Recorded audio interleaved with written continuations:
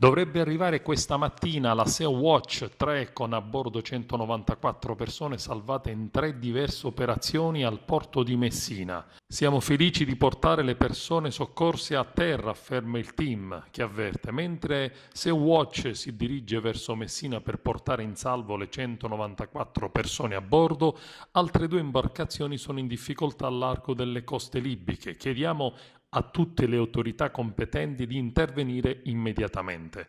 Non abbandonatele in mare. La segnalazione era stata lanciata ieri sera dall'Alarm Phone. Ci ha chiamati una barca in pericolo con 85 persone in fuga dalla Libia. Erano quasi tutti nella zona SAR di Malta, ma abbiamo perso contatto e non sappiamo cosa sia successo. Tutte le autorità sono informate, ma Malta si rifiuta di intervenire. Urge un soccorso. Ed il presidente della regione Nello Musumeci ha chiesto un periodo di quarantena per i migranti direttamente a bordo della nave e non all'interno degli hotspot per i timori legati al coronavirus. Faccio appello al presidente Giuseppe Conte per gestire queste emergenze. In caso contrario, se ciò non fosse possibile, intervengano le autorità competenti e la nave si diriga in altri porti.